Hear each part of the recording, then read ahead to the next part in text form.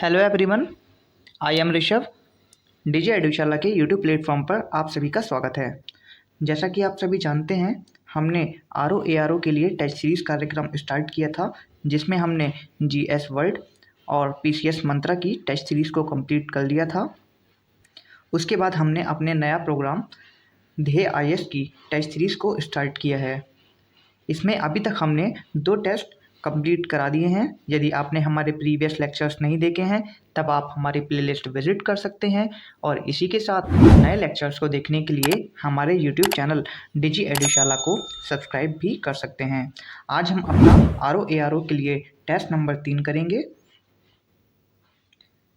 यह test number 3 GS से related होगा, जिसमें टोटल 140 क्वेश्चंस होंगे। इसमें कुछ क्वेश्चंस जीएस के और कुछ क्वेश्चंस करंट अफेयर और कुछ क्वेश्चन यूपी की स्टैटिक जीके से होंगे।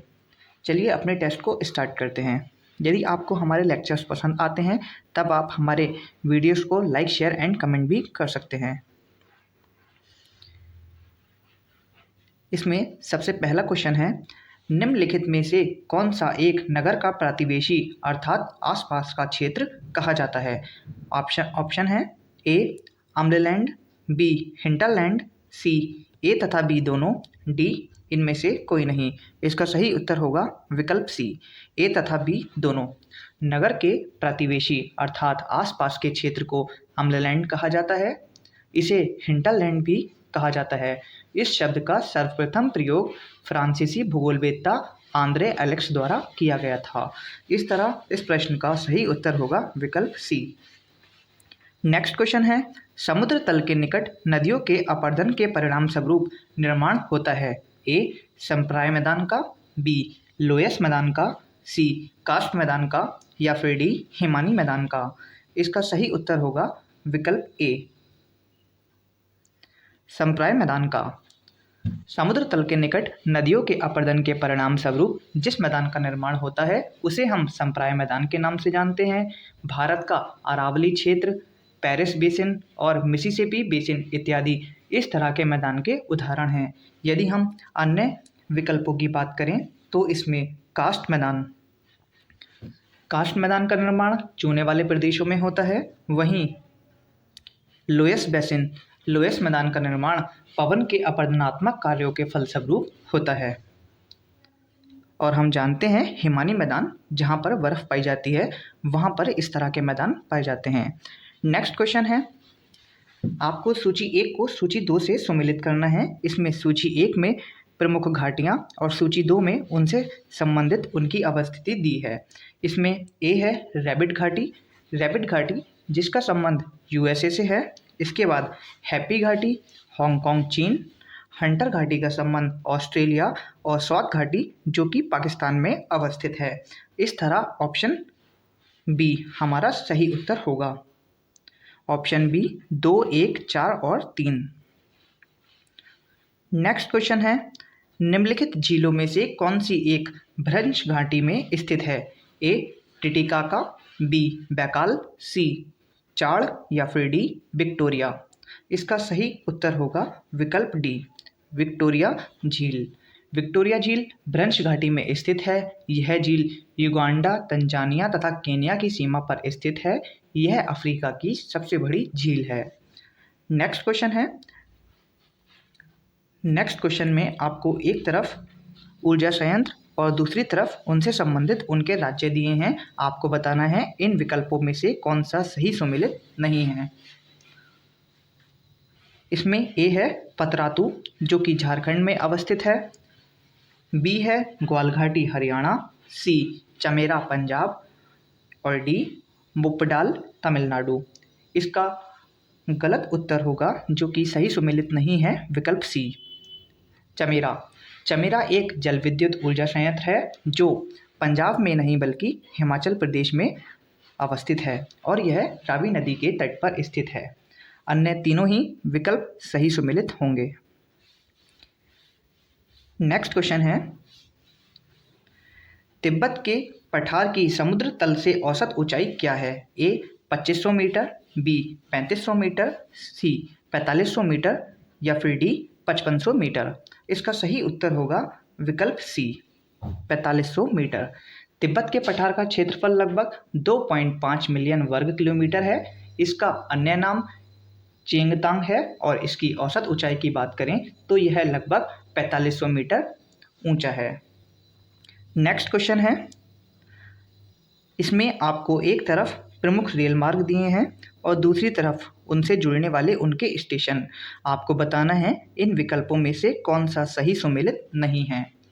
इसमें ए है ट्रांस साइबेरियन जो कि सेंट पीटर्सबर्ग एवं व्लादिवोस्तोक को जोड़ता है। बी है कनाडियन पैसिफिक, ये हैलिफैक्स एवं वैंकूवर को जोड़ता है। तीसरा है ट्रांस एंडियन वालपरेजो एवं ब्यूनस आयरस को जोड़ता है। और डी है कैप काहिरा, वारसा एवं काहिरा को जोड़ता है। इसमें विकल्प डी कैप काहिरा जो कि हमारा गलत सुमेलित है। कैप काहिरा रेल मार्ग काहिरा एवं कैपटाउन के मध्य स्थित है। अन्य हमारे तीनों ही विकल्प सही सुमेलित हैं। नेक्स्ट क्वेश्चन है, निम्नलिखित युग्मों पर विचार करें। आपको एक तरफ नगर और दूसरी तरफ उनसे संबंधित देश दिए हैं। आपको बताना है इनमें से कौन कौन से सही सुमेलित हैं। डार्विन दक्षिण अफ्रीका में अवस्थित है। बी दूसरा है लामोस नाइजीरिया। तीसरा है नैरोबी केन्या। इसका सही उत्तर होगा विकल्प बी अर्थात ऑप्शन 2 और 3 लागोस जो कि नाइजीरिया में अवस्थित है और नैरोबी यह आपको पता ही होगा यह केन्या में अवस्थित है। डार्विन की बात करें तो डार्विन दक्षिण अफ्रीका नहीं बल्कि ऑस्ट्रेलिया में अवस्थित है। नेक्स्ट क्वेश्चन है, निम्नलिखित में से एक को बुद्धिमान मानव का निकटतम पूर्वज माना जाता है। आपके पास ऑप्शन है ए क्रो-मैग्नन को, बी ऑस्ट्रेलोपिथेकस को, सी निएंडरथल को और डी सांथ्रोपस को। इसका सही उत्तर होगा विकल्प ए क्रो-मैग्नन को। क्रो-मैग्नन को बुद्धिमान मानव का निकटतम पूर्वज माना जाता है। इसके विकास की बात करें तो लगभग 30 से 50 हजार वर्ष पूर्व इसका विकास हुआ था। इसके जीवाश्म यूरोप, अफ्रीका एवं इजराइल में मिलते हैं। नेक्स्ट है, अरल सागर निम्नलिखित में से किन दो देशों के मध्य स्थित है। ए कजाकिस्तान और रूस, बी कजाकिस्तान और उज्बेकिस्तान, सी कजाकिस्तान और तुर्कमेनिस्तान या फिर डी कजाकिस्तान और अजरबैजान। इसका सही उत्तर होगा विकल्प बी कजाकिस्तान और उज्बेकिस्तान, इसके मध्य अरल सागर अवस्थित है। नेक्स्ट क्वेश्चन है क्वेश्चन नंबर 11, निम्नलिखित पर विचार करें। 1 ड्रैंकेसबर्ग पर्वत, 2 फेल्लाह, 3 उत्तरमाशा अंतरीप। उपरोक्त में से कौन से अफ्रीका महाद्वीप से संबंधित हैं। इसका सही उत्तर होगा विकल्प बी 1, 2 और 3। यह तीनों ही अफ्रीका महाद्वीप से संबंधित हैं। ड्रैंकेसबर्ग पर्वत दक्षिण अफ्रीका का पूर्वी उच्च भाग है। फेल्लाल की बात करें तो फेल्लाल मिस्र के किसान को कहा जाता है और उत्तरमाशा अंतरीप दक्षिण अफ्रीका का दक्षिणतम छोर है। इस तरह इसका विकल्प भी सही उत्तर होगा। नेक्स्ट है, निम्नलिखित युग्मों में से कौन सा एक सही सुमेलित है। आपको एक तरफ पठार दिए हैं और दूसरी तरफ उनसे संबंधित उनके देश। इसमें सबसे पहला है कोलोराडो, संयुक्त राज्य अमेरिका से संबंधित है। बी एशिया माइनर मिस्र, सी अनातोलिया फ्रांस और डी चियापास अर्जेंटीना। इसमें आपको सही सुमेलित का चयन करना है तो इसमें विकल्प ए कोलोराडो का पठार जो कि यूएसए में अवस्थित है यह एकदम सही है। इसके अलावा एशिया माइनर की बात करें तो यह मिस्र नहीं बल्कि तुर्की में अवस्थित है। उसके अलावा अनातोलिया का पठार फ्रांस नहीं तुर्की में अवस्थित है और चियापास जो कि अर्जेंटीना नहीं दक्षिणी मैक्सिको में अवस्थित है। इस तरह विकल्प ए इसका सही सुमेलित होगा। नेक्स्ट क्वेश्चन है, विश्व के प्रमुख खान क्षेत्र दिए गए हैं। 1 लैब्राडोर गर्त, 2 कारागंडा बेसिन, 3 सुपीरियल झील प्रदेश और 4 टाम प्राइस हिल। आपको बताना है उपरोक्त में से कौन लौह अयस्क खनन क्षेत्र हैं। इसमें विकल्प सी 1, 3 और 4 अर्थात लैब्राडोर गर्त, सुपीरियर झील प्रदेश और टाम प्राइस हिल, यह तीनों ही हमारे लौह अयस्क खनन क्षेत्र हैं। इसके अलावा कारागंडा बेसिन, यह रूस की कोयला पेटी है। नेक्स्ट क्वेश्चन है, निम्नलिखित में से कौन सा या से कारक स्थानीय पवनों की उत्पत्ति के लिए उत्तरदायी होते हैं। 1, पर्वतों के ऊपरी भाग, 2, तटीय भूमियाँ, 3, मरुस्थल। आपको बताना है इनमें से कौन सा विकल्प सही है।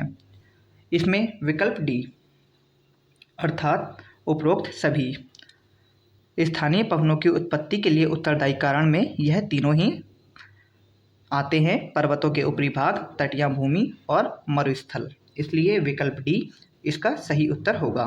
नेक्स्ट है, नीलगिरी पहाड़ी का विस्तार है। ए, तमिलनाडु राज्य में, बी, केरल राज्य में, सी, कर्नाटक राज्य में, डी, उपरोक्त सभी राज्यों में। इसका सही उत्तर होगा विकल्प डी, नीलगिरी पहाड़ी। इसका विस्तार तमिलनाडु, केरल और कर्नाटक तीनों ही राज्यों में विस्तृत है। नीलगिरी पहाड़ी की सबसे ऊंची चोटी की बात करें तो दोड्डा बेटा, जो कि नीलगिरी पहाड़ी की सबसे ऊंची चोटी है, और इसकी हाइट की बात करें तो 2637 मीटर इसकी ऊंचाई है। नेक्स्ट क्वेश्चन है, भारत के पूर्वी तथा पश्चिमी सुदूर बिंदुओं के स्थानीय समय में लगभग 2 घंटे का अंतर होता है। इसका कारण है ए, भारत का विशाल देशांतरीय विस्तार, बी, भारत का विशाल अक्षांशीय विस्तार, सी, उष्ण एवं उपोष्ण कटिबंधीय विभाजन, या फिर डी, पृथ्वी का घूर्णन। इसका सही उत्तर होगा विकल्प ए, भारत का विशाल देशांतरीय विस्तार। भारत के पूर्वी तथा पश्चिमी सुदूर बिंदुओं के स्थानीय समय में लगभग 2 घंटों का अंतर पाया जाता है। इसका कारण भारत का विशाल देशांतरीय विस्तार है। इसका देशांतरीय विस्तार 68 डिग्री 7 मिनट पूर्व से 97 डिग्री 25 मिनट पूर्वी देशांतर के मध्य अवस्थित है। इस तरह विकल्प ए इसका सही उत्तर होगा। नेक्स्ट है, निम्नलिखित कथनों पर विचार करें। 1, त्रिपुरा राज्य 3 तरफ से बांग्लादेश से घिरा है। 2, सिक्किम प्रदेश की सीमाएं 3 देशों से स्पर्श करती हैं। आपको सत्य कथन का चयन करना है। इसमें ऑप्शन सी अर्थात विकल्प ए तथा 2, क्योंकि यह दोनों ही कथन सत्य हैं, क्योंकि त्रिपुरा राज्य 3 तरफ से बांग्लादेश से घिरा है और सिक्किम राज्य की सीमा नेपाल, भूटान और चीन से मिलती हैं। नेक्स्ट क्वेश्चन है, निम्नलिखित में से कौन सा एक युग्म सही सुमेलित नहीं है।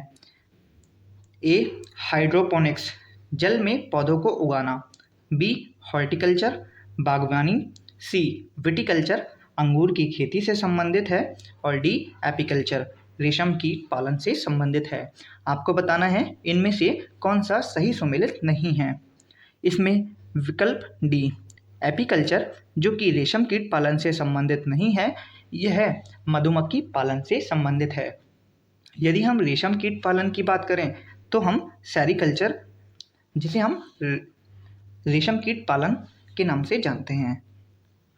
नेक्स्ट है, निम्नलिखित कथनों पर विचार करें। 1, वायुमंडल में सबसे कम आयतन ओजोन द्वारा धारण किया गया है। 2, ओजोन केवल समताप मंडल में पाई जाती है। आपको सही कथन का चयन करना है। इसमें विकल्प 1 अर्थात केवल एक कथन सत्य है।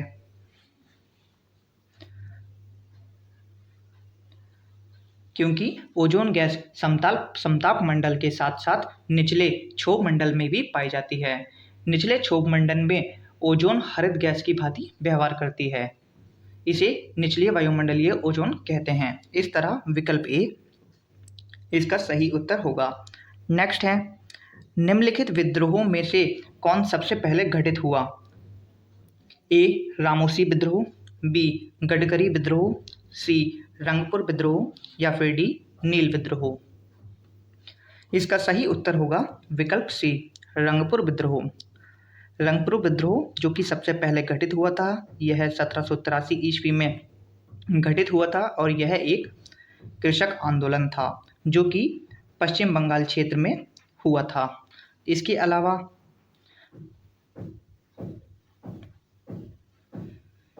अलावा रामोसी विद्रोह जो महाराष्ट्र से संबंधित है, नील विद्रोह यह बंगाल क्षेत्र से संबंधित है और गडकरी विद्रोह जो कि महाराष्ट्र से संबंधित है।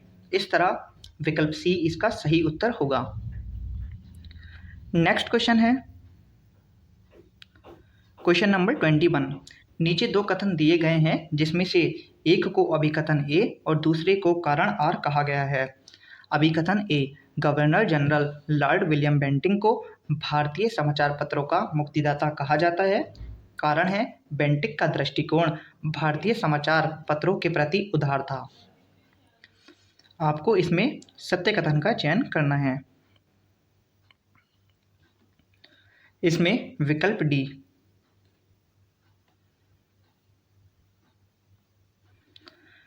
विकल्प डी ए गलत है परंतु आर सही है, क्योंकि चार्ल्स मैटकॉफ को समाचार पत्रों का मुक्तिदाता कहा जाता है। इसने liberation of the Indian press act लागू किया था, इसलिए इसे समाचार पत्रों का मुक्तिदाता कहा जाता है। नेक्स्ट क्वेश्चन है, निम्नलिखित ब्रिटिश कालीन आयोग समितियां तथा उसके उद्देश्यों के युग्मों में से कौन सा या से सही सुमेलित हैं। एक है सप्रू आयोग जो कि बेरोजगारी की समीक्षा करने के लिए बनाया गया था। बी है हंटर आयोग शिक्षा के विकास, और तीसरा है इनाम आयोग जो भूमि संबंधी विवेचना के लिए बनाया गया था। इसमें आपको सही उत्तर का चयन करना है। इसमें कथन 1, 2 और 3 तीनों ही सत्य हैं। इस तरह विकल्प डी हमारा सही उत्तर होगा। सप्रू आयोग का संबंध बेरोजगारी की समीक्षा से संबंधित है। 2 हंटर आयोग जो कि शिक्षा के विकास से संबंधित है, और 3 इनाम आयोग जो भूमि संबंधी विवेचना के लिए बनाया गया था। नेक्स्ट है, निम्नलिखित में से कौन स्थापना वर्ष के अनुसार प्रथम स्थान पर आता है।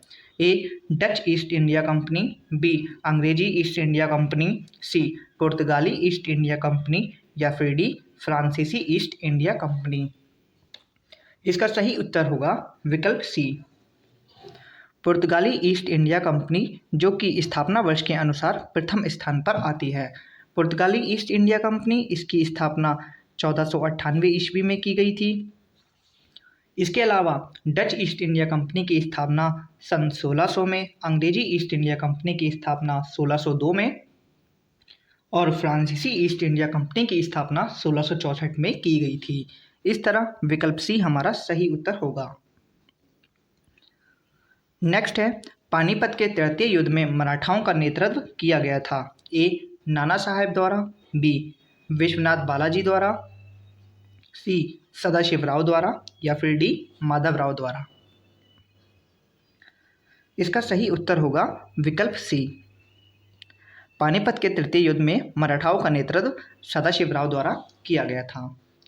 और यह पानीपत का तृतीय युद्ध 14 जनवरी सन 1761 में हुआ था। इसमें मराठा एवं अहमद शाह अब्दाली के मध्य यह युद्ध हुआ था और इसमें पानीपत के युद्ध में मराठाओं की पराजय हो गई थी। नेक्स्ट क्वेश्चन है, निम्नलिखित में से किस एक को सुभाष चंद्र बोस द्वारा आधुनिक राष्ट्रीय आंदोलन का आध्यात्मिक पिता कहा गया है। ए स्वामी दयानंद सरस्वती को, बी सुरेंद्रनाथ बनर्जी को, सी गोपाल कृष्ण गोखले को, या फिर डी स्वामी विवेकानंद को। इसका सही उत्तर होगा विकल्प डी, सुभाष चंद्र बोस द्वारा आधुनिक राष्ट्रीय आंदोलन का आध्यात्मिक पिता स्वामी विवेकानंद जी को कहा गया था। स्वामी विवेकानंद जी ने रामकृष्ण परमहंस की शिष्य थे और वर्ष 1897 में इन्होंने रामकृष्ण मिशन की स्थापना की थी। नेक्स्ट है, निम्नलिखित युग्मों पर विचार करें। आपको एक तरफ समाचार पत्र दिए हैं और दूसरी तरफ उनका प्रकाशक।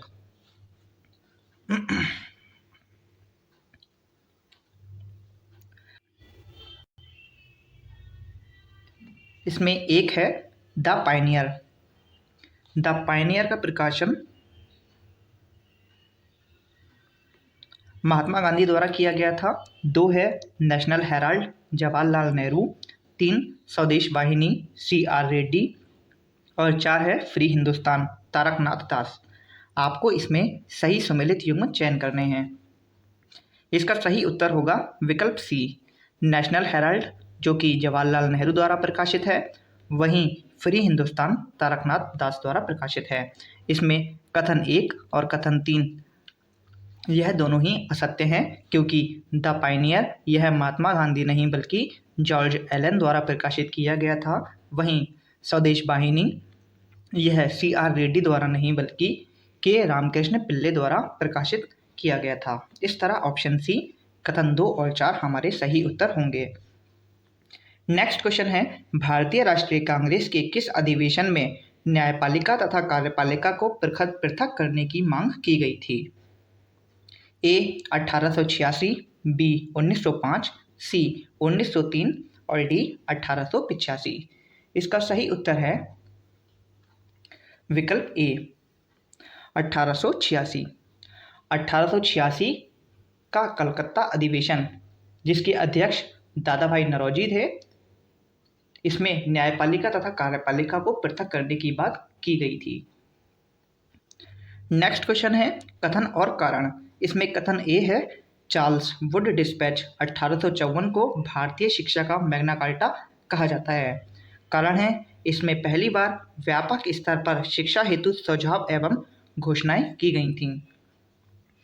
इसका सही उत्तर होगा विकल्प ए तथा आर दोनों सही हैं और आर ए की सही व्याख्या भी करता है, क्योंकि चार्ल्स वुड डिस्पैच जो कि 1854 में आया गया था, इसे भारतीय शिक्षा का मैग्ना कार्टा के नाम से भी जाना जाता है। और इसे मैग्ना कार्टा इसलिए कहा जाता है क्योंकि इसमें पहली बार व्यापक स्तर पर शिक्षा हेतु सुझाव एवं घोषणाएं प्रकाशित की गई थीं।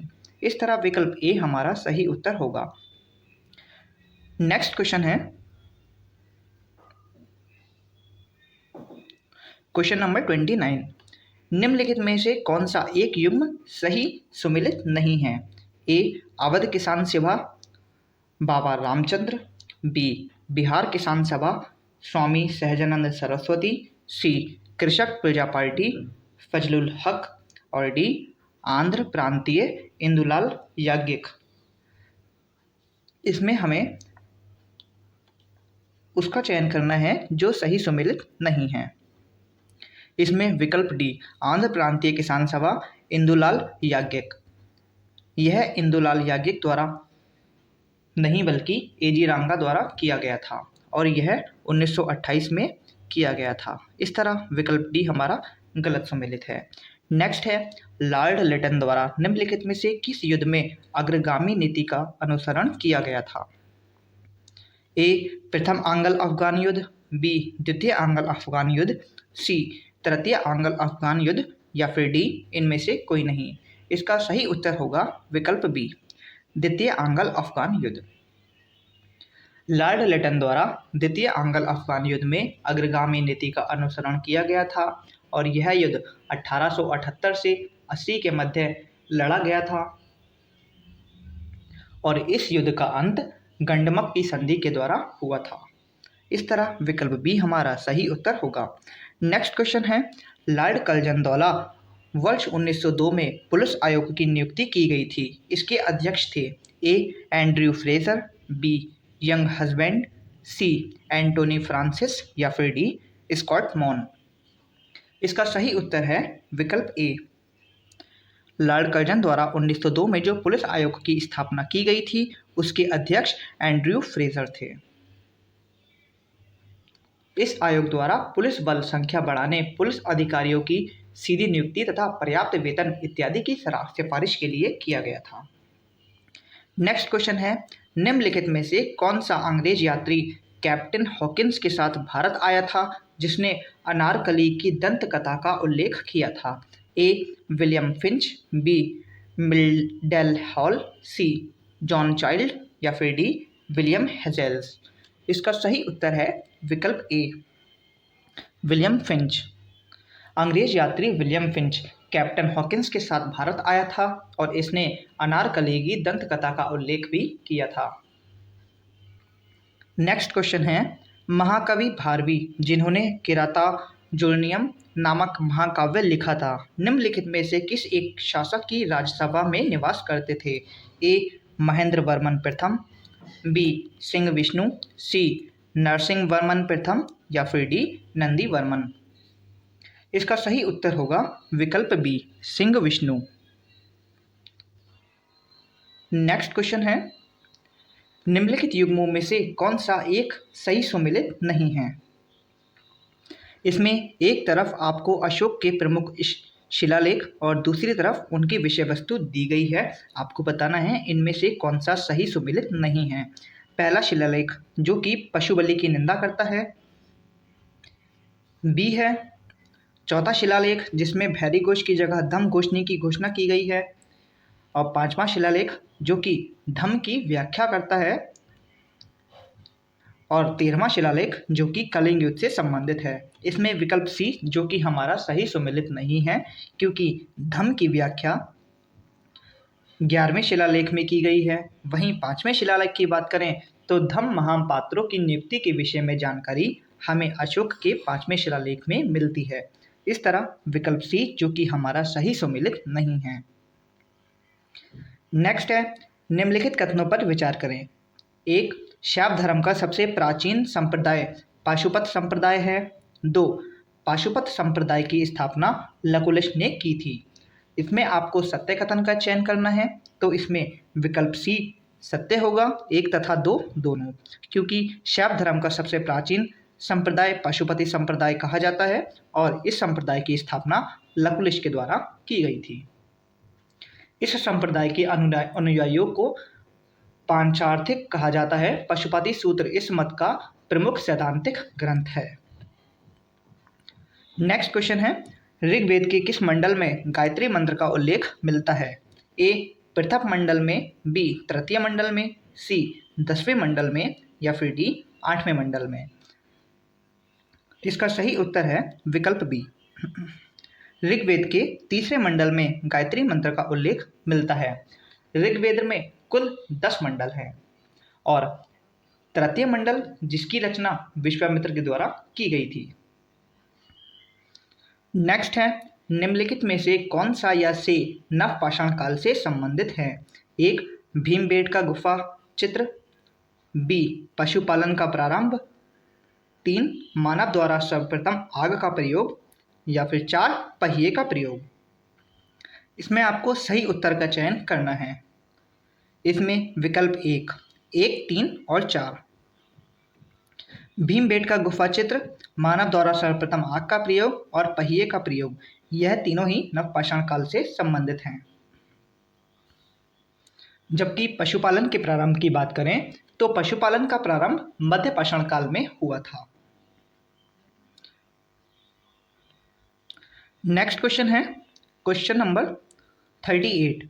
हिंद महासागर में होने वाले व्यापार को नियंत्रित करने हेतु कार्टेज आर्मेडा व्यवस्था निम्नलिखित में से किसके द्वारा लागू की गई थी? ए पुर्तगालियों द्वारा, बी डचों द्वारा, सी फ्रांसीसियों द्वारा या फिर डी अंग्रेजों द्वारा। इसका सही उत्तर होगा विकल्प ए। कार्टेज आर्मेडा व्यवस्था जो कि पुर्तगालियों द्वारा स्टार्ट की गई थी। इस व्यवस्था के अनुसार कोई भी भारतीय या अरबी जहाज बिना परमिट के अरब सागर में नहीं जा सकता था। पुर्तगाली क्षेत्रों से व्यापार करने के लिए मुगल सम्राट अकबर को भी कार्टेज लेना पड़ता था। नेक्स्ट है, धर्म तृतीय रत्न इशारा और शिवासी की जीवनी किसकी प्रमुख रचनाएं हैं? ए बाल गंगाधर तिलक, बी लाला लाजपत राय, सी ज्योतिबा फुले या फिर डी दयानंद सरस्वती। इसका सही उत्तर है विकल्प सी ज्योतिबा फुले। नेक्स्ट क्वेश्चन है, महाराष्ट्र में भक्ति आंदोलन को लोकप्रिय बनाने वाले नामदेव संबंधित थे? ए रैदासी संप्रदाय से, बी बरकरी संप्रदाय से, सी निपक संप्रदाय से या फिर डी ब्रह्म संप्रदाय से। इसका सही उत्तर है विकल्प बी वारकरी संप्रदाय से भक्ति आंदोलन को लोकप्रिय बनाने वाले नामदेव संबंधित थे।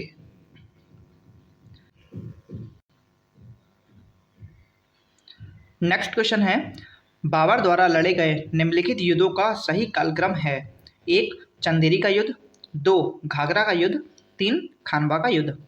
आपको इसमें सही कूट की सहायता से सही उत्तर का चयन करना है। हम जानते हैं खानवा का युद्ध 1527 में लड़ा गया था, चंदेरी का युद्ध 1528 में और घाघरा का युद्ध 1529 में लड़ा गया था। इस तरह सबसे पहले 3, उसके बाद 1 और उसके बाद 2।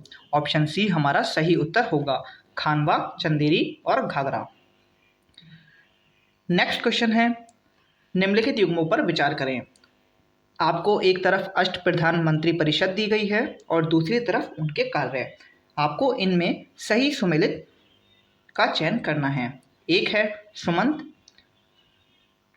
जिसे विदेश मंत्री कहा जाता था। 2. सर ए नौबत, सेना भर्ती या संगठन से संबंधित था। और 3. अमात्य, जो वित्त एवं राजस्व मंत्री था। इसमें विकल्प 1, 2 और 3 तीनों ही सत्य हैं, इसलिए विकल्प डी हमारा सही उत्तर होगा।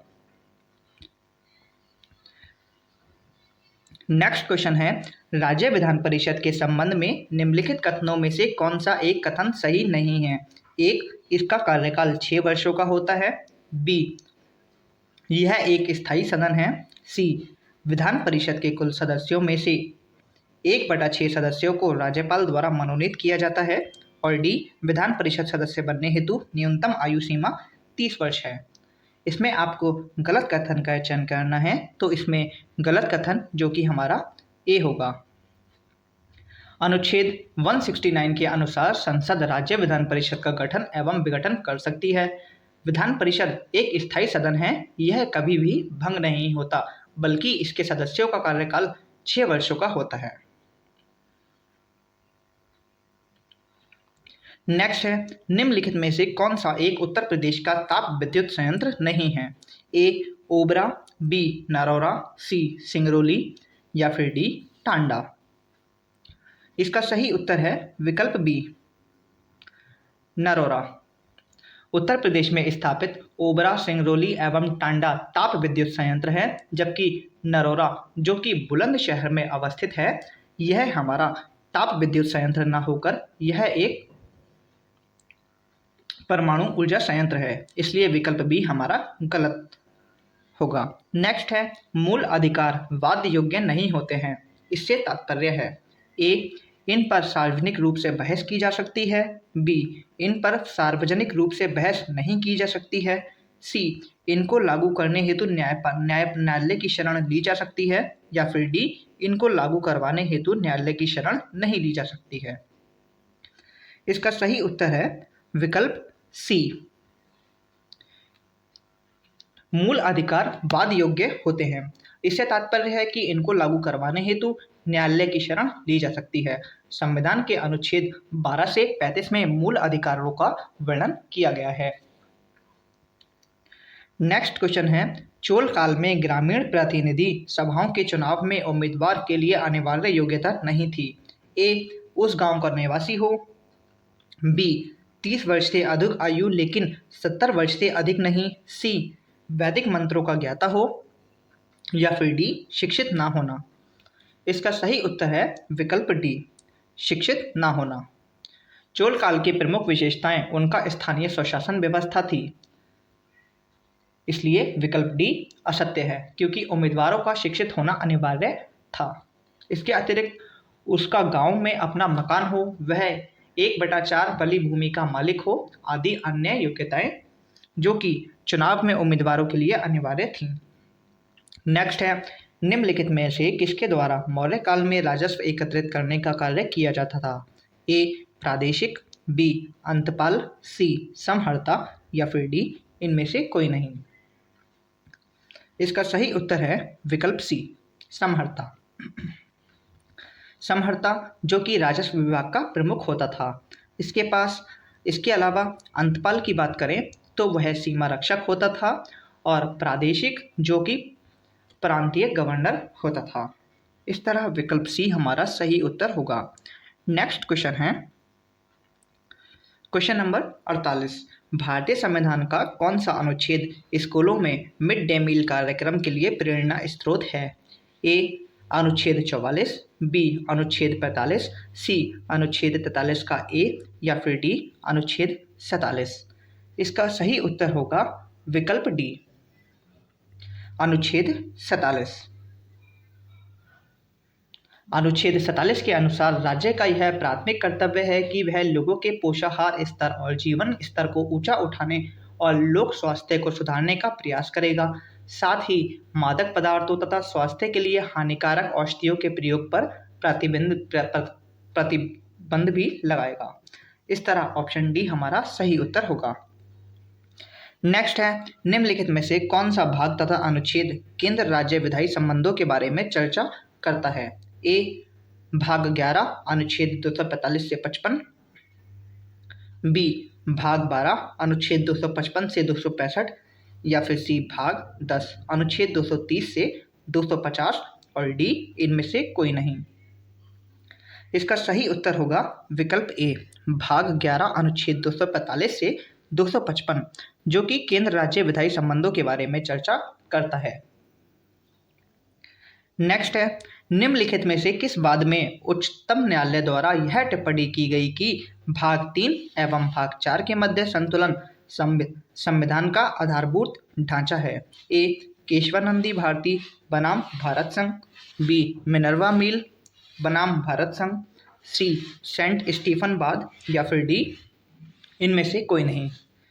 इसका सही उत्तर होगा विकल्प बी मिनर्वा मिल बनाम भारत संघ।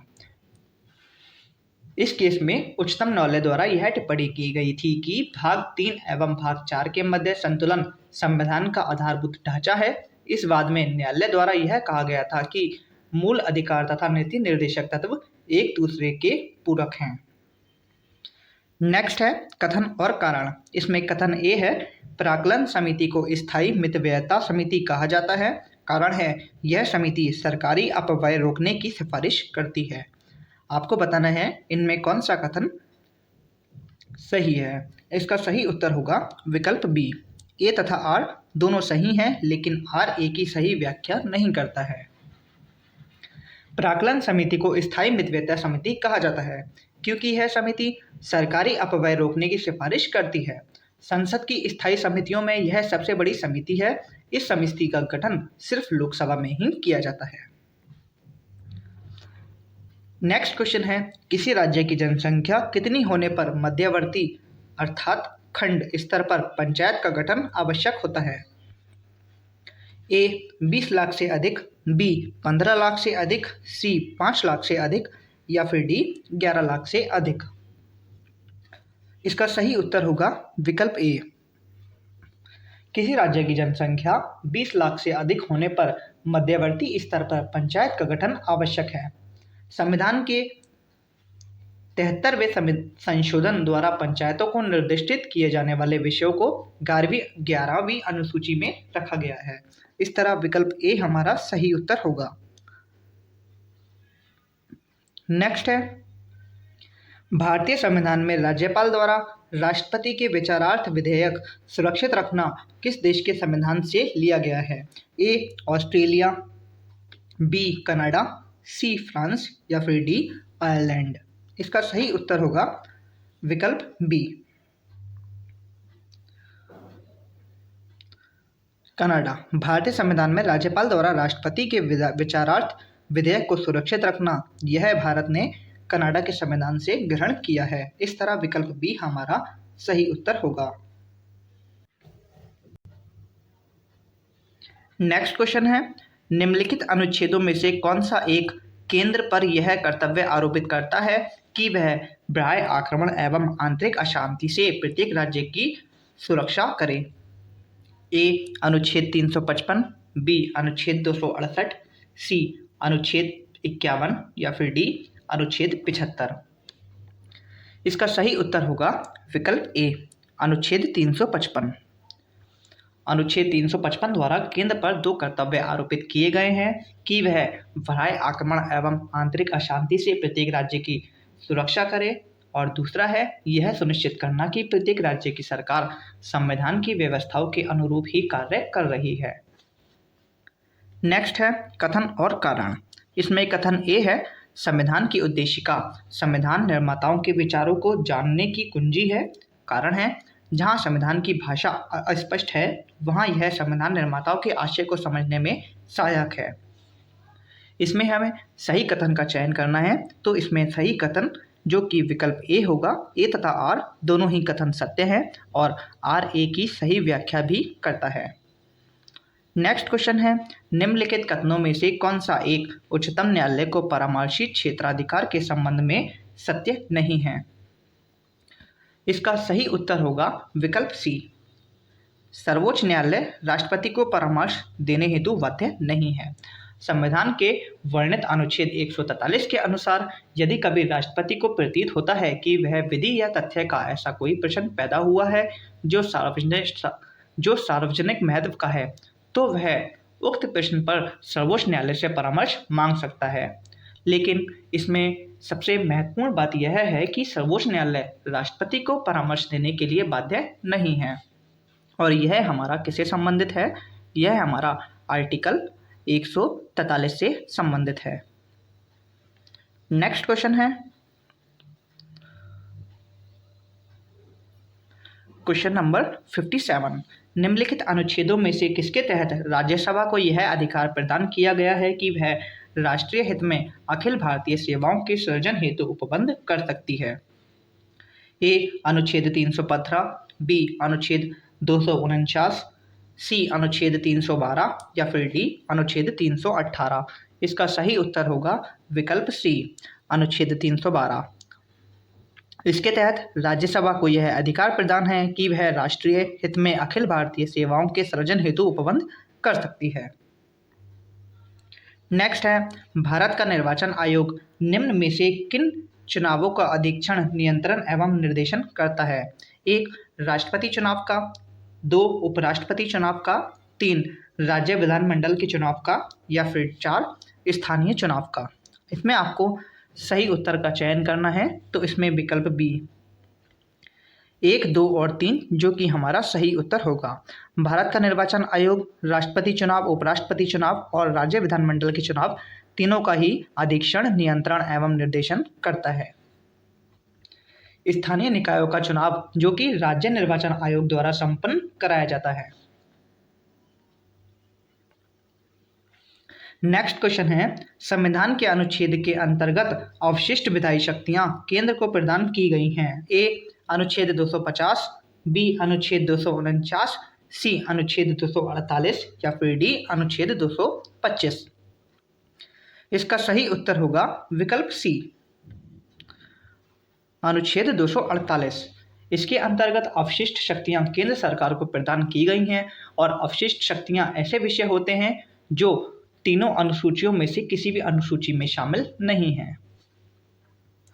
नेक्स्ट है, भारतीय संविधान के अंतर्गत निम्नलिखित में से कौन सा या से मूल कर्तव्यों में सम्मिलित हैं या हैं? राष्ट्रगान का आदर करना, 2 भारत की संप्रभुता, एकता, अखंडता की रक्षा करना, 3 चुनावों में मतदान करना या फिर 4 अहिंसा से दूर रहना। इसमें कूट है ए 1 और 2, बी 2 और 3, सी 3 और 4 या फिर डी उपरोक्त सभी। इसका सही उत्तर होगा विकल्प 1 और 2। भारतीय संविधान में मूल कर्तव्यों को रूस के संविधान से ग्रहण किया गया है। 42वें संविधान संशोधन अधिनियम 1976 से इन्हें संविधान में एक भाग 4A में सम्मिलित किया गया है। इस तरह विकल्प ए हमारा सही उत्तर होगा। नेक्स्ट क्वेश्चन है, निम्नलिखित राज्यों में भारत संघ के संपूर्ण राज्य का दर्जा प्राप्त होने के क्रम में सबसे अंतिम है?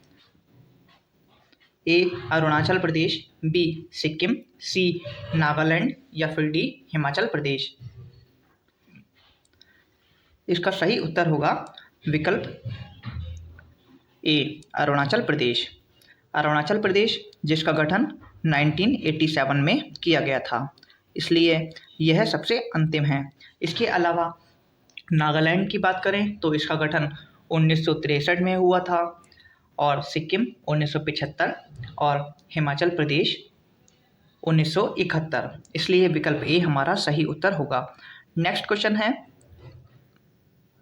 कथन कारण। इसमें कथन ए है उत्तल दर्पण का प्रयोग साइड मिरर के रूप में वाहनों में होता है। कारण है उत्तल दर्पण का दृश्य क्षेत्र अधिक होता है।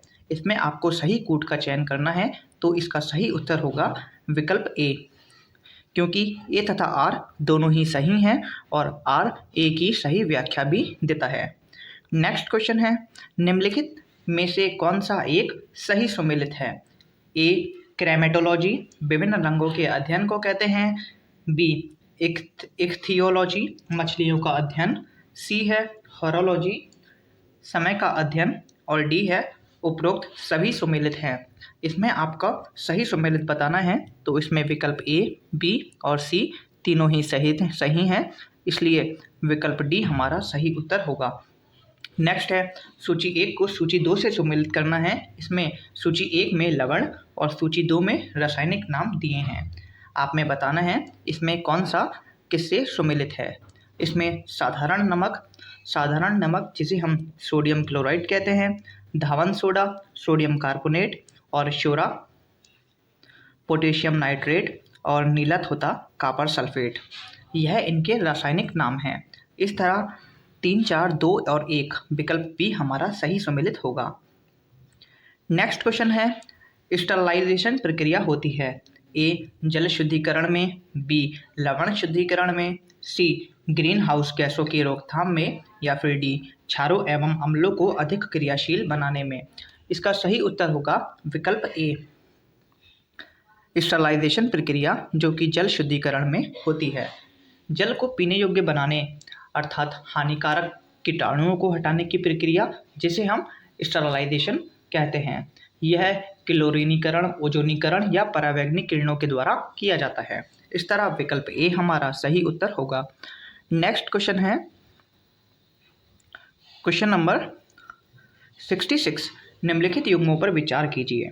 1 मैग्नीशियम क्लोरोफिल, 2 कॉपर सल्फेट जो कि पीड़ानाशक होता है, और 3 है चांदी जो कि फोटोग्राफी प्लेट में प्रयोग की जाती है। आपको बताना है उपरोक्त में से कौन सा या से सही सुमेलित है। इसका सही उत्तर होगा विकल्प सी, 1, 2 और 3, यह तीनों ही सही सुमेलित हैं। नेक्स्ट क्वेश्चन है निम्नलिखित में से किस एक आधार पर राष्ट्रपति द्वारा संवैधानिक आपात की घोषणा की जाती है। ए बाह्य आक्रमण में, बी सशस्त्र विद्रोह में, सी केंद्र द्वारा दिए गए निर्देशों का पालन करने या उसे प्रभावी बनाने में असफलता के आधार पर, या फिर डी संवैधानिक कठोरता के आधार पर।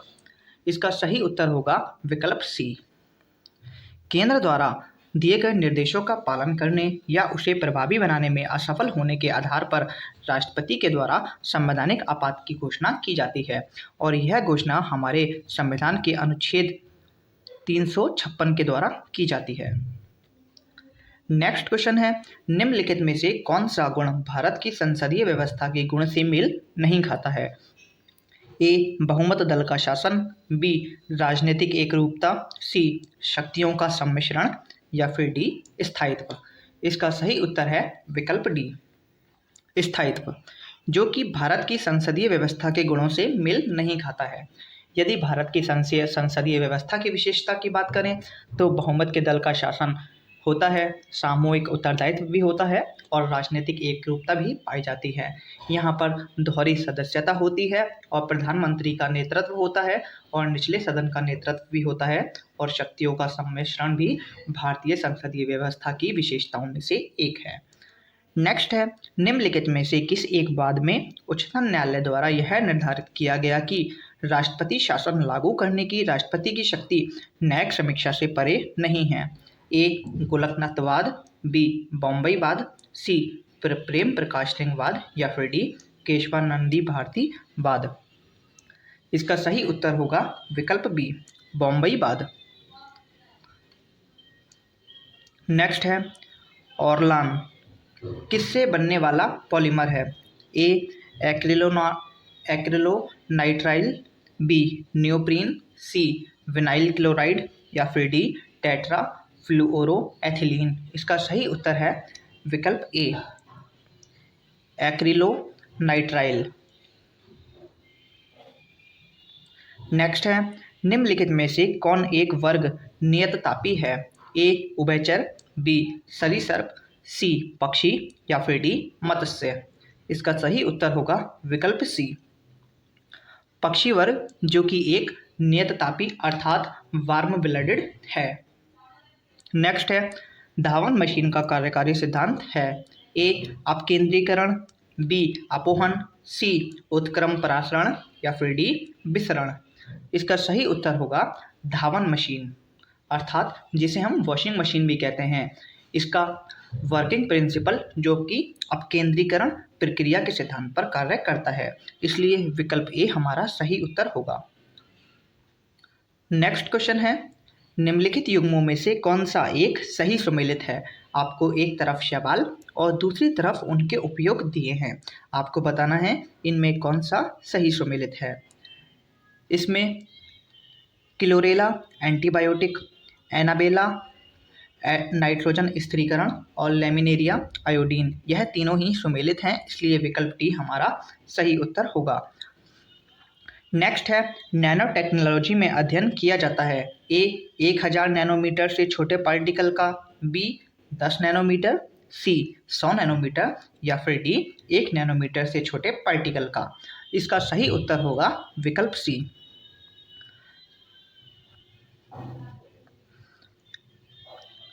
100 नैनोमीटर से छोटे पार्टिकल का अध्ययन नैनो टेक्नोलॉजी में किया जाता है। इस तरह ऑप्शन सी हमारा सही उत्तर होगा। नेक्स्ट क्वेश्चन है, निम्नलिखित कथनों पर विचार कीजिए। एक, पादपों में कोशिका भित्ति सेल्यूलोज की बनी होती है। दो, कावकों में कोशिका भित्ति काइटिन की बनी होती है। आपको सत्य कथन का चयन करना है, तो इसमें सत्य कथन ऑप्शन 1 और 2 दोनों ही हैं, इसलिए विकल्प सी हमारा सही उत्तर होगा।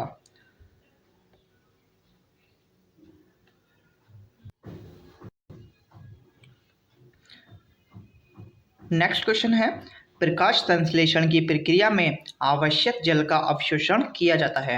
ए तने द्वारा, बी जड़ द्वारा, सी पत्तियों द्वारा या फिर डी भ्रूण द्वारा। इसका सही उत्तर होगा विकल्प बी जड़ द्वारा। प्रकाश संश्लेषण की प्रक्रिया में आवश्यक जल का जो अवशोषण किया जाता है वह जल द्वारा किया जाता है, इसलिए विकल्प बी हमारा सही उत्तर होगा। नेक्स्ट है, निम्नलिखित उपकरणों में से किस एक का प्रयोग हृदय संबंधी असमानताओं का पता लगाने में नहीं होता है? ए पेसमेकर, बी इलेक्ट्रोकार्डियोग्राम, सी ऑटो एनालाइजर या फिर डी स्टेथोस्कोप। इसका सही उत्तर होगा विकल्प सी ऑटो एनालाइजर। ऑटो एनालाइजर का प्रयोग ग्लूकोज, यूरिया और कोलेस्ट्रॉल की जांच हेतु किया जाता है। इसके अलावा अन्य सभी उपकरणों के माध्यम से हृदय संबंधी असमानताओं का पता लगाया जाता है, इसलिए विकल्प सी हमारा सही उत्तर नहीं है। नेक्स्ट है, निम्नलिखित हार्मोनों में से कौन सा एक मानव शरीर में जल संतुलन को बनाए रखने में सहायक है? ए लुटिनाइजिंग हार्मोन, बी सोमैटोट्रोपिक हार्मोन, सी एंटी डाययूरेटिक हार्मोन या फिर डी इनमें से कोई नहीं। इसका सही उत्तर होगा विकल्प सी एंटी डाययूरेटिक हार्मोन। नेक्स्ट है, लैंगरहैस द्वारा दीपिका निम्नलिखित में से किस एक अंग का भाग है? ए आमाशय, बी अग्नाशय, सी पित्ताशय या फिर डी छोटी आंत। इसका सही उत्तर होगा विकल्प सी। इसका सही उत्तर होगा विकल्प बी। लैंगरहैस की द्वीपिका अग्नाशय का एक भाग है। इसकी खोज लैंगरहैस नामक चिकित्सा शास्त्री द्वारा की गई थी। इसके बीटा कोशिका ने इंसुलिन नामक हार्मोन स्रावित होता है। इंसुलिन के अल्प स्राव से मधुमेह, जिसे हम डायबिटीज के नाम से भी जानते हैं, नामक रोग हो जाता है। इस तरह विकल्प बी हमारा सही उत्तर है। नेक्स्ट है, निम्नलिखित में से कौन सा वर्णी लवक शैवालों में लाल रंग के लिए उत्तरदायी होता है? ए फियोप्लास्ट, बी रोडोप्लास्ट, सी जैंथोफिल या फिर डी लाइकोपिल। इसका सही उत्तर होगा विकल्प बी रोडोप्लास्ट। नेक्स्ट क्वेश्चन है, निम्नलिखित में से कौन एक सीरम को सही रूप से प्रदर्शित करता है? इसका सही उत्तर है विकल्प सी प्लाज्मा और फाइब्रिनोजेन, जो कि सीरम को सही रूप से प्रदर्शित करता है। नेक्स्ट है, किसानों को उनकी उपज का बेहतर मूल्य दिलाने हेतु कृषि जिन्सों के पारदर्शी व्यापार को सुनिश्चित करने हेतु ई नाम पोर्टल का शुभारंभ किया गया था। यह शुभारंभ कब किया गया था? तो इसका सही उत्तर होगा विकल्प ए अप्रैल सन 2016 में ई नाम पोर्टल का शुभारंभ किया गया था। नेक्स्ट है, निम्नलिखित पर विचार करें। 1 होटल, 2 रेस्टोरेंट, 3 गहरी कोयले की खदानें। आपको बताना है उपरोक्त में से कौन सा या से श्रम गहन उद्योग के अंतर्गत सम्मिलित हैं।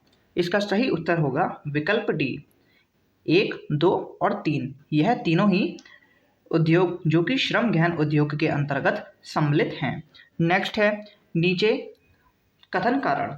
इसमें कथन ए है, एक दी हुई समयावधि में कीमत एवं मौद्रिक आय दोगुनी होने पर वास्तविक आय अपरिवर्तित रहती है। कारण है, बढ़ी हुई कीमतें बढ़ी हुई मौद्रिक आय को प्रतिसंतुलित कर देती हैं। आपको इसमें सही उत्तर का चयन करना है, तो इसमें विकल्प ए इसका सही उत्तर होगा। ए तथा आर दोनों सही हैं और आर जो कि ए की सही व्याख्या भी करता है।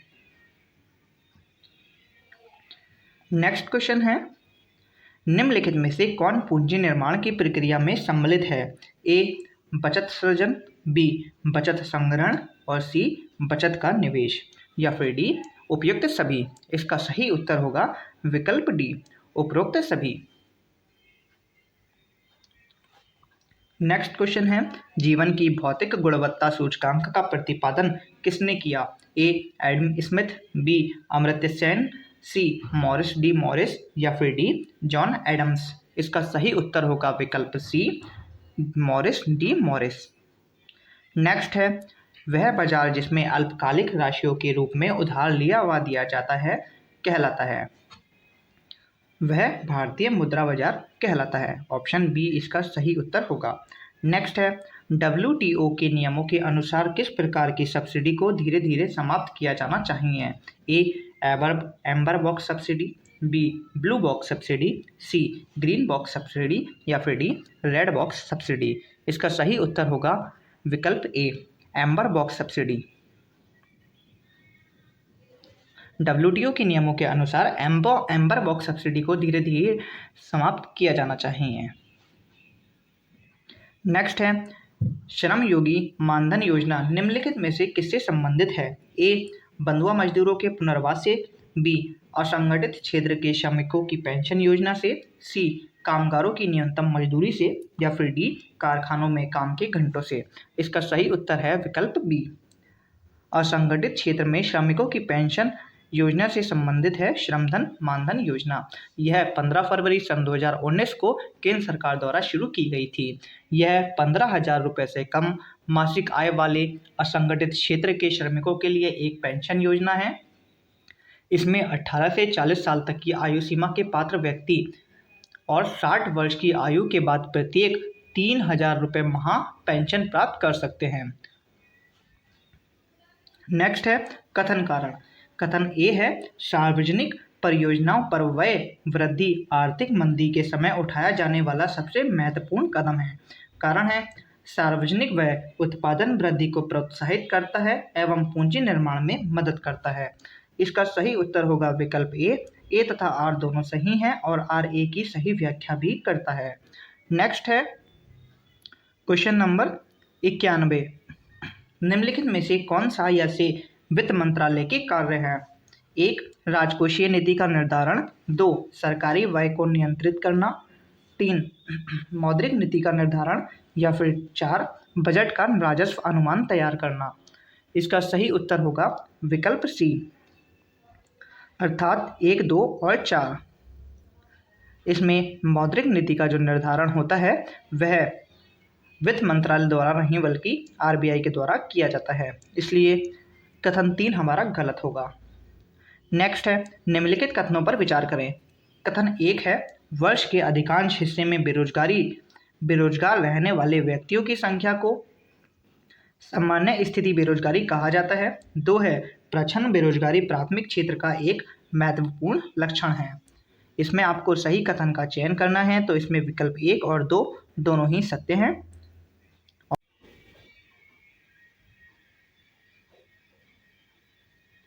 नेक्स्ट क्वेश्चन है निम्नलिखित पर विचार कीजिए। 1 शिक्षा में निवेश, 2 कार्यस्थल प्रशिक्षण, 3 स्वास्थ्य में निवेश, 4 प्रवासन और 5 सूचना। आपको बताना है उपरोक्त में से कौन सा या से मानव पूंजी निर्माण के स्रोत हैं, तो इसमें विकल्प डी, यह पांचों ही मानव पूंजी निर्माण के स्रोत हैं। नेक्स्ट है निम्नलिखित में से किस प्रकार की कृषि को कर्तन एवं दहन कृषि के रूप में भी जाना जाता है। ए स्थानांतरकारी कृषि, बी मिश्रित कृषि, सी वाणिज्यिक कृषि और डी निर्वाह कृषि। इसका सही उत्तर होगा विकल्प डी, विकल्प ए स्थानांतरकारी कृषि, जिसे हम कर्तन एवं दहन कृषि के रूप में भी जानते हैं। नेक्स्ट है निम्नलिखित युग्मों में से कौन सा सही सम्मिलित है। ए लाल क्रांति टमाटर उत्पादन से संबंधित है, बी भूरी क्रांति उर्वरक उत्पादन, सी पीली क्रांति तिलहन उत्पादन से संबंधित है और डी सही सुमेलित हैं सभी। इसका सही उत्तर होगा विकल्प डी, यह तीनों ही सही सुमेलित हैं। नेक्स्ट क्वेश्चन है महिलाओं को मुख्य धारा में लाने के उद्देश्य के साथ भारत में जेंडर बजटिंग का प्रारंभ किस बजट में किया गया था। इसका सही उत्तर होगा विकल्प डी, केंद्रीय बजट सन 2005 और 6 में जेंडर बजटिंग का प्रारंभ किया गया था। इस बजट द्वारा यह प्रयास किया जाता है कि महिलाओं को पुरुष के समान ही विकास का लाभ प्राप्त हो सके। नेक्स्ट है कथन और कारण। कथन ए है खुली वायु में कुछ दिन छोड़ देने पर चांदी की वस्तुएं काली होने लगती हैं। कारण है चांदी वायु में उपस्थित ऑक्सीजन से अभिक्रिया कर सिल्वर सल्फाइड का निर्माण करती है। आपको इसमें सही कथन का चयन करना है, तो इसमें विकल्प ए जो कि हमारा सही होगा, क्योंकि आर ए का सही सत्यापन भी करता है। नेक्स्ट है निम्नलिखित में से किस एक औद्योगिक तंत्र का सही क्रम है। औद्योगिक तंत्र के सही क्रम की बात करें तो सबसे पहले हम निवेश करते हैं, निवेश के बाद प्रक्रम और प्रक्रम के बाद निर्गत। अर्थात सबसे पहले हम इन्वेस्ट करेंगे, इन्वेस्ट फिर हमारा प्रोसेस होगा और प्रोसेस के बाद ही हमें आउटपुट प्राप्त होगा। इसलिए विकल्प डी हमारा सही उत्तर होगा। अब हम इसमें कुछ मैथ्स और रीजनिंग के क्वेश्चंस देखेंगे। इसमें क्वेश्चन है एक घड़ी में 7:20 हो रहा है, आईने में देखने पर प्रतिबिंबित समय क्या होगा। इसका सही उत्तर होगा विकल्प ए, इस समय आईने में 4:40 समय हो रहा होगा। नेक्स्ट है यदि किसी माह का तीसरा दिन सोमवार है तो निम्नलिखित में से उस माह के 21वीं तारीख में 5 दिन बाद कौन सा दिन होगा। इसका सही उत्तर होगा विकल्प सी, उस दिन बुधवार होगा। नेक्स्ट है यदि किस सांकेतिक भाषा में टीचिंग शब्द का भाषा कोड चीटिंग तो उसी सांकेतिक भाषा में ग्रेडिएंट शब्द का कोड क्या होगा। इसका सही उत्तर होगा विकल्प ए, DIRAGENT। नेक्स्ट क्वेश्चन है क्वेश्चन नंबर 102। यदि दक्षिण पूर्व को पूर्व कहा जाए तथा दक्षिण पश्चिम को दक्षिण और आगे भी परिवर्तन का यही क्रम जारी रहे तो उत्तर को क्या कहा जाएगा। इसका सही उत्तर होगा विकल्प डी, उत्तर पश्चिम। नेक्स्ट है एक व्यक्ति का मुंह पूर्व की ओर है, फिर वह बाएं घूमता है और 10 मीटर चलता है, फिर वह दाएं घूमता है और 5 मीटर चलता है, फिर वह 5 मीटर दक्षिण की ओर जाता है और वहां से 5 मीटर पश्चिम की ओर। अपने मूल स्थान से वह किस दिशा में है। इसका सही उत्तर होगा विकल्प सी, अपने मूल स्थान से वह दक्षिण दिशा में है। नेक्स्ट क्वेश्चन है बस में एक लड़की की ओर इशारा करते हुए एक आदमी ने अपने मित्र से कहा वह मेरे पिता की पत्नी के इकलौते पुत्र की पुत्री है। लड़की का उस आदमी से किस प्रकार संबंध है। इसका सही उत्तर होगा विकल्प बी, पुत्री। नेक्स्ट है, यदि किसी परीक्षा में राम का स्थान ऊपर से 16वां और नीचे से 15वां है तो यह बताइए कि कक्षा में कुल कितने विद्यार्थी हैं। इसका सही उत्तर होगा विकल्प ए, कक्षा में कुल 30 विद्यार्थी हैं। इसमें से हम कुल विद्यार्थी बराबर ऊपर से स्थान प्लस नीचे से स्थान, इन दोनों में से हम जोड़ के -1 कर देते हैं और जो संख्या हमें प्राप्त होती है वह हमारा आंसर होता है। नेक्स्ट है, दिए गए शब्दों में से कौन सा शब्द शब्दकोश में चौथे स्थान पर आएगा। शब्दकोश के अनुसार व्यवस्थित करने पर हमारा विकल्प सी, ABASH, जो कि सबसे अंत में आएगा, इसलिए विकल्प सी हमारा सही उत्तर है। नेक्स्ट है, निम्नलिखित विकल्पों में से कौन सा एक नीचे दिए गए शब्दों का सार्थक क्रम दर्शाता है। 1 बीज, 2 फल, 3 पौधा और 4 भोजन। इसका सही उत्तर होगा विकल्प सी, 1 3 2 और 4, क्योंकि सबसे पहले बीज होता है, बीज के बाद वह पौधा बनता है, पौधे के बाद उस पर फल आते हैं और जो फल मानव द्वारा खाया जाता है। नेक्स्ट है, यहाँ एक इक्वेशन दी है, आपको इसे सॉल्व करके बताना है इसका सही उत्तर क्या होगा। इसका सही उत्तर होगा विकल्प बी, सी, ए और ए लगाने पर हमें जो इक्वेशन प्राप्त होगी वह हमारी एकदम सही इक्वेशन होगी, इसलिए विकल्प बी हमारा सही उत्तर होगा। नेक्स्ट है 109, 3, 7, 23, 95, क्वेश्चन मार्क। आपको बताना है इस क्वेश्चन मार्क की जगह क्या आएगा, तो इसका सही उत्तर होगा विकल्प पी, 479। नेक्स्ट है LAKE रेशो PEOI, इसी प्रकार MEAT रेशो क्वेश्चन मार्क। इसमें आपको बताना है क्वेश्चन मार्क के स्थान पर क्या आएगा, तो इसका सही उत्तर होगा विकल्प बी, Q, I, E और X। नेक्स्ट है, अब हम कुछ उत्तर प्रदेश से संबंधित क्वेश्चंस देखेंगे, क्योंकि उत्तर प्रदेश का हमारे ROIRO में काफ़ी बड़ा रोल होगा। नेक्स्ट क्वेश्चन है, उत्तर प्रदेश के बुंदेलखंड क्षेत्र में सर्वाधिक औसत तापमान पाया जाता है, इसका प्रमुख कारण क्या है। 1 कर्क रेखा का इसके निकट होना, B पत्थरों एवं पहाड़ियों की अधिकता, C जल संसाधनों की कमी, या फिर D उपरोक्त सभी। इसका सही उत्तर होगा विकल्प ए, कर्क रेखा की निकटता उत्तर प्रदेश के बुंदेलखंड क्षेत्र में सर्वाधिक औसत तापमान होना प्रमुख कारण है। नेक्स्ट है, उत्तर प्रदेश में स्थित निम्नलिखित जिलों में से किस एक में भाबर क्षेत्र का विस्तार नहीं है। ए सहारनपुर, बी पीलीभीत, सी लखीमपुर, या फिर डी गोरखपुर। इसका सही उत्तर होगा विकल्प डी, गोरखपुर। भाबर क्षेत्र वह पर्वतीय भूभाग है जो कंकड़ पत्थरों से निर्मित है। इस क्षेत्र में नदियां लुप्त हो जाती हैं जो तराई क्षेत्र में फिर से प्रकट होने लगती हैं। इस क्षेत्र के यदि विस्तार की बात करें तो बिजनौर, सहारनपुर, पीलीभीत, शाहजहांपुर एवं लखीमपुर खीरी इससे संबंधित हैं, लेकिन गोरखपुर का संबंध इस क्षेत्र से नहीं है, इसलिए विकल्प डी हमारा सही उत्तर होगा। नेक्स्ट है, निम्नलिखित में से कौन सी एक आकृति उत्तर प्रदेश के राजकीय चिन्ह पर अंकित नहीं है। हम जानते हैं राजकीय चिन्ह पर मछली, तीर और धनुष तीनों ही अंकित हैं, लेकिन बी सारस जो कि उत्तर प्रदेश के राजकीय चिन्ह पर अंकित नहीं है, यह उत्तर प्रदेश का राजकीय पक्षी है।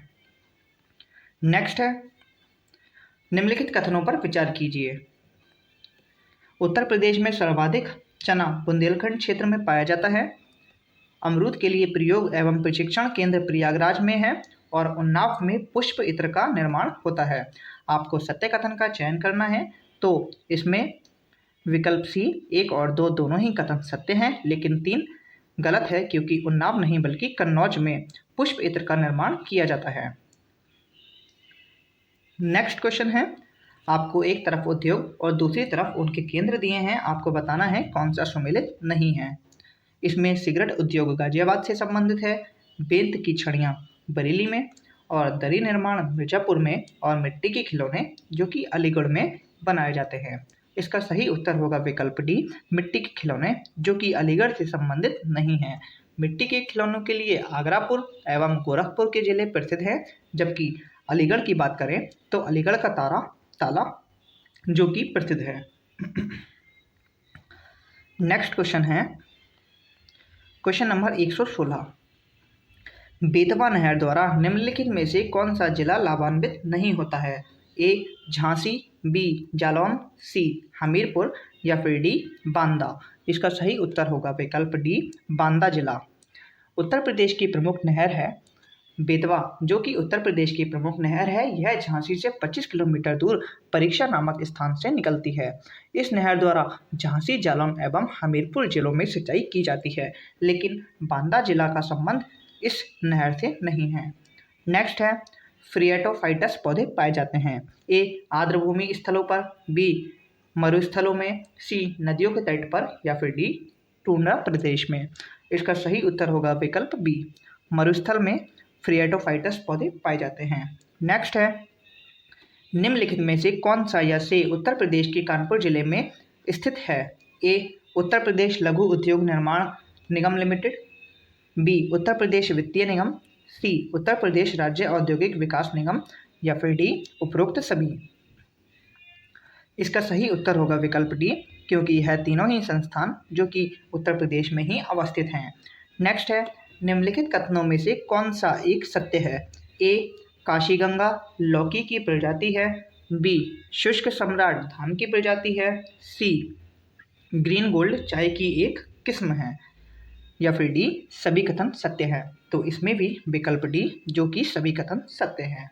नेक्स्ट है कर्मा निम्नलिखित में से किस जनजाति का नृत्य है? ए बुक्सा, बी खरवार, सी थारू या फिर डी सहारिया। इसका सही उत्तर होगा विकल्प बी, खरवार। कर्मा निम्नलिखित में से किस जनजाति का नृत्य है? तो यह खरवार जनजाति का नृत्य है। खरवार जनजाति के लोग उत्तर प्रदेश के मुख्यतः सोनभद्र जिले में रहते हैं, और यदि इनके मूल निवास की बात करें तो यह जनजाति झारखंड क्षेत्र में पाई जाती है। नेक्स्ट है मार्च सन 2023 में निम्नलिखित में से कौन सा भारतीय राज्य 100% विद्युतीकरण रेलवे नेटवर्क वाला भारत का प्रथम राज्य बना? ए गुजरात, बी महाराष्ट्र, सी हरियाणा या फिर डी पंजाब। इसका सही उत्तर होगा विकल्प सी, हरियाणा। अब यहाँ से हम कुछ करंट अफेयर्स की क्वेश्चंस देखेंगे, जो कि परीक्षा के लिहाज से इम्पोर्टेंट भी होंगे और अभी यह हाल फिलहाल की करंट अफेयर से ही संबंधित होंगे, इसलिए इनके एग्जाम में आने की संभावना भी बढ़ जाती है। नेक्स्ट है मार्च सन 2023 में किस राज्य में थंथई पेरियार वन्यजीव अभयारण्य को राज्य के 18वें वन्यजीव अभयारण्य के रूप में अधिसूचित किया गया है? तो इसका सही उत्तर होगा विकल्प ए, तमिलनाडु। नेक्स्ट है एशिया के सबसे बड़े अंतर्राष्ट्रीय खाद्य एवं आतिथ्य मेला आहार सन 2023 का आयोजन कहाँ किया गया? इसका सही उत्तर होगा विकल्प बी, नई दिल्ली। नेक्स्ट क्वेश्चन है मार्च सन 2023 में 19वें बिम्स्टेक मंत्री स्तरीय बैठक का आयोजन किया गया, जिसमें किस देश में बिम्स्टेक सेंटर फॉर वेदर एवं क्लाइमेट की स्थापना का निर्णय लिया गया? इसका सही उत्तर है विकल्प ए, भारत में। नेक्स्ट है मार्च सन 2023 में संयुक्त राष्ट्र सन 2023 जल सम्मेलन का आयोजन कहाँ किया गया? इसका सही उत्तर है विकल्प ए, न्यूयॉर्क, अमेरिका में। नेक्स्ट है प्रसिद्ध टाइम पत्रिका द्वारा मार्च सन 2023 में विश्व के 50 महानतम स्थानों की सूची जारी की गई। इस सूची में भारत के किन 2 स्थलों को स्थान मिला? इसका सही उत्तर है विकल्प सी। इसमें कथन है 1 लद्दाख, 2 कोयम्बटूर, सी मयूरभंज और 4 हम्पी।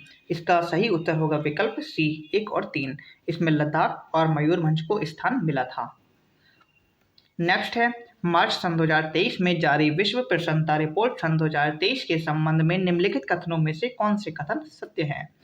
इस सूची में फिनलैंड को प्रथम स्थान रहा और भारत को इस सूची में 126वां स्थान मिला।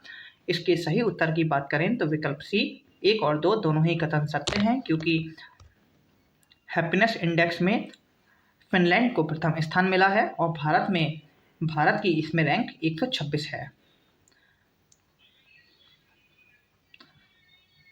नेक्स्ट है, उच्चतम न्यायालय द्वारा मार्च सन 2023 में चर्चित अडानी हिंडनबर्ग मामले में जांच हेतु किसकी अध्यक्षता में एक समिति का गठन किया गया था?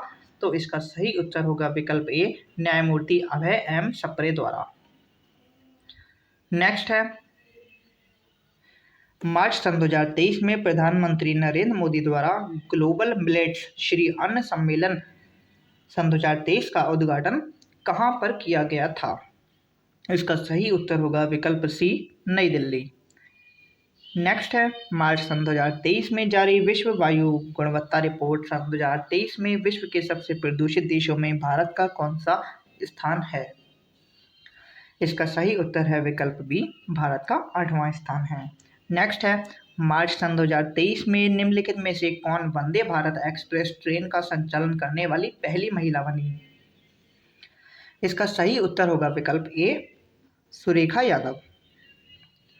नेक्स्ट है, मार्च सन 2023 में किस देश के प्रधानमंत्री ने भारत के स्थानीय रूप से निर्मित विमान वाहक पोत INS विक्रांत का दौरा किया तथा ऐसा करने वाले वह पहले विदेशी नेता बने? इसका सही उत्तर होगा विकल्प ए, ऑस्ट्रेलिया। नेक्स्ट है, मार्च सन 2023 में संयुक्त राष्ट्र के सबसे कम विकसित देशों की शिखर सम्मेलन दोहा में संपन्न हुआ। इस सम्मेलन में भारत के किस पड़ोसी देश को सबसे कम विकसित देशों की सूची से बाहर कर दिया गया? इसका सही उत्तर होगा विकल्प डी, भूटान। नेक्स्ट है, मार्च सन 2023 में आसियान भारत व्यापार शिखर सम्मेलन कहाँ पर हुआ था? तो इसका सही उत्तर है, यह सम्मेलन कुआलालंपुर में हुआ था। नेक्स्ट क्वेश्चन है, मार्च सन 2023 में भारत सरकार द्वारा नई विदेश व्यापार नीति सन 2023-24 की घोषणा की गई। इस नीति के अनुसार किस वर्ष तक भारत के कुल निर्यात को $2 ट्रिलियन तक बढ़ाने की महत्वाकांक्षी लक्ष्य निर्धारित किया गया है? इसका सही उत्तर है, इसका लक्ष्य सन 2030 तक निर्धारित किया गया है। नेक्स्ट है, मार्च सन 2023 में केंद्रीय सड़क और परिवहन मंत्री नितिन गडकरी द्वारा भारत में किस शहर में मैथनॉन से चलने वाली बसों का अनावरण किया गया है? इसका सही उत्तर है विकल्प सी, बंगलुरु। नेक्स्ट क्वेश्चन है, मार्च सन 2023 में प्रधानमंत्री नरेंद्र मोदी द्वारा भारत के किस शहर में देश के पहले पब्लिक रोपवे नेटवर्क की आधारशिला रखी गई? इसका सही उत्तर होगा विकल्प डी, वाराणसी। नेक्स्ट क्वेश्चन है, मार्च सन 2023 में निम्नलिखित में से किस भारतीय वायुसेना द्वारा पश्चिमी क्षेत्र के लड़ाकू इकाई की पहली महिला कमांडर नियुक्त की गई? यह कौन थी? इनका नाम था शैलजा धामी, विकल्प सी। नेक्स्ट है, निम्नलिखित युग्मों में से कौन सा एक सही सम्मिलित नहीं है? इसमें से बोल्ड कुरुक्षेत्र सन 2023 जो कि भारत और जापान के मध्य नहीं हुआ था, यह भारत और सिंगापुर के मध्य हुआ था। इसके अलावा ऑफिडेंस भारत एवं दक्षिण अफ्रीका, फ्रिंजेक्स भारत एवं फ्रांस और खंजर भारत एवं किर्गिस्तान, यह तीनों ही सम्मिलित हैं। आज का लास्ट क्वेश्चन है, मार्च सन 2023 में SCO पर्यटन प्रशासन के प्रमुखों की बैठकों का आयोजन कहाँ संपन्न हुआ था? इसका सही उत्तर होगा विकल्प ए, वाराणसी, उत्तर प्रदेश में। इस तरह हमने RO-ARO के लिए टेस्ट नंबर 3 जो कि ध्येय IAS से संबंधित थी, हमने वह कंप्लीट कर ली है। यदि आपको हमारे लेक्चर पसंद आते हैं तब आप हमारे चैनल को लाइक, शेयर एंड सब्सक्राइब कर सकते हैं और साथ ही इस लेक्चर की PDF के लिए हमारे टेलीग्राम चैनल से जुड़ सकते हैं, जिसका लिंक हमने अपने डिस्क्रिप्शन बॉक्स में दिया है। और साथ ही हमारे YouTube चैनल DigiEduशाला को सब्सक्राइब करना ना भूलें। धन्यवाद।